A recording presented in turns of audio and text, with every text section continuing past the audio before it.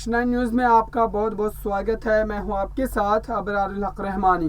महाराष्ट्र की सियासत में आपने देखा किस तरीके से शिवसेना पार्टी में एक बड़ी टूट हुई है। उस टूट के बाद अब शिवसेना और उनके जो चीफ है उद्धव ठाकरे अब पूरी तरीके से इस बात को लेकर के चिंतित है कि दरअसल अब महाराष्ट्र की सियासत में उनका भविष्य क्या होगा। लेकिन यहाँ पर अगर मैं बात करूँ सीएम एकनाथ शिंदे की, सीएम एकनाथ शिंदे वही चेहरा है जिसको कभी भी उद्धव ठाकरे भूल नहीं पाएंगे।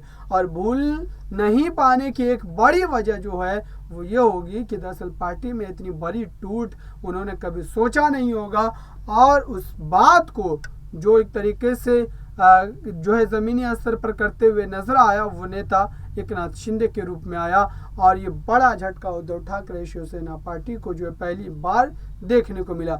लेकिन यहाँ पर अब हालात बदलते नजर आ रहे हैं। ये बात मैं इसलिए कह रहा हूँ कि दरअसल जिस तरीके से महाराष्ट्र में अब दोनों गुटों को एक नया नाम, एक नया चुनाव चिन्ह आवंटित कर दिया गया, उसके बावजूद भी भिड़ंत जो है वो उसी तरीके से बरकरार है। दरअसल दोनों गुट अब उपचुनाव को लेकर के, जो अंधेरी ईस्ट में उपचुनाव होने महाराष्ट्र में, उस उपचुनाव को लेकर के अपनी ताकत झोंकने के फिराक में। लेकिन यहाँ पर एक बात बेहद ज़रूरी है बतानी कि दरअसल उस सीट पर जिस तरीके का सियासी समीकरण बनता हुआ नजर आ रहा है और दो जो प्रत्याशी बनाए गए, एक जो भारतीय जनता पार्टी की तरफ से और एक जो उद्धव ठाकरे गुट की तरफ से, दोनों प्रत्याशियों की अगर यहाँ पर बात की जाए, एक प्रत्याशी मुर्जी पटेल जो हैं, जो भारतीय जनता पार्टी की तरफ से उम्मीदवार बनाए गए हैं, वो गुजराती भाषी है। और दूसरे प्रत्याशी ऋतुजा लटके जो हैं वो कहीं ना कहीं जो है एक तरीके से आप देखिए कि उनकी जो बढ़त है इस सीट पर काफ़ी ज़्यादा जो है नजर आ रही, क्योंकि वो मराठी है।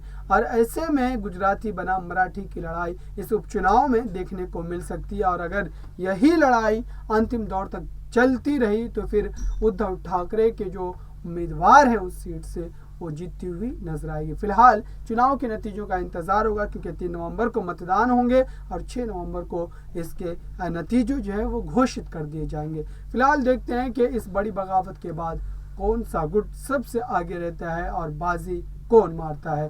फिलहाल इस खास रिपोर्ट में इतना ही। देखते रहिए ताज़ा तरीन खबरों के लिए नेक्स्ट 9 न्यूज़ को। धन्यवाद।